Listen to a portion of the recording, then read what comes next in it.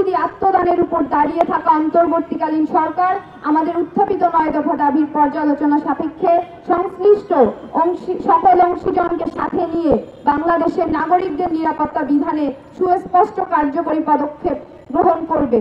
বর্তমান স্বরাষ্ট্র উপদেষ্টা দায়িত্বে দ্রুততম সময়ে আইন শৃঙ্খলা পরিস্থিতি উন্নয়ন সম্ভব নয়। ফলত নাগরিক নিরাপত্তা নিশ্চিতের পূর্ব শর্ত হিসেবে আমরা স্বরাষ্ট্র উপদেষ্টা জাহাঙ্গীর আলমের অপসারণ সাপেক্ষে দ্রুত স্থায়ী সংস্কারের পথে সরকারকে হাঁটতে দেখব বলে বিশ্বাস রাখতে চাই। অন্যান্য জনগণের মুক্তির সংগ্রাম জনগণকে চালিয়ে যেতে হবে। শহীদ আবু সাঈদ, শহীদ রিয়াকত, শহীদ ওয়াসিম নাসিফার রক্ত বৃথা যেতে পারে না। বন্ধুগণ, আমরা অবাক হয়ে দেখলাম গত 11 মাস ধর্ষণ ও নিপীড়নের বিরুদ্ধে বাংলাদেশ প্ল্যাটফর্মের উদ্যোগে 9 দফা দাবিতে পদযাত্রা ও প্রধান উপদেষ্টা বরাবর স্মারকলিপি প্রদানের শান্তিপূর্ণ কর্মসূচিতে পুলিশ প্রথমে হামলা করেছে। তারপর ডিএমপি রমনা বিভাগে সিভিল ড্রেসে থাকা এসি আব্দুল্লাহ আল মামুন ন্যাক্কারজনকভাবে পিছন থেকে অতর্কিত হামলা চালায়। এই হামলায় পুলিশের অতিরিক্ত বল প্রয়োগ করেছে, নারীদের হেনস্থা করেছে, সাংবাদিকরা আহত হয়েছে, যা আওয়ামী আমলের পুলিশই রাষ্ট্রের এই চিহ্ন বহন করে।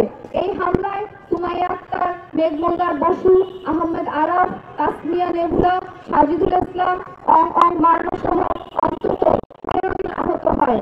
ধর্ষণ ও নিপীড়ন বিরোধী একটা মিছিল আটকানোর জন্য জিএমপি প্রথমে কোনো নারী পুলিশ রাখেনি।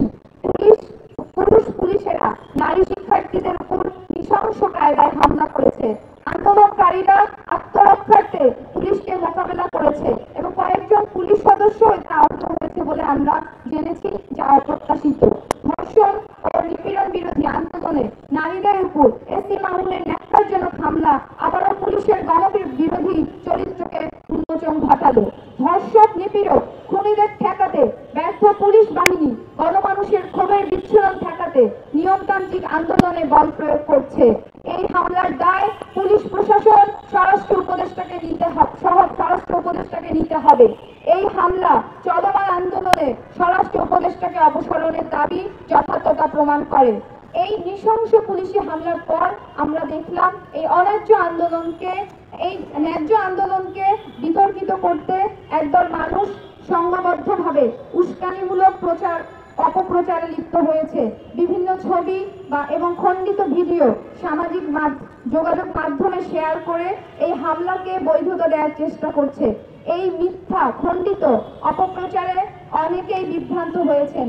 বিভ্রান্ত না হয়ে সকলকেই ধর্ষণ ও সকল প্রকার রাষ্ট্রীয় নিপীড়নের বিরুদ্ধে শক্তিশালী অবস্থান গ্রহণ করার আহ্বান আমরা জানাই।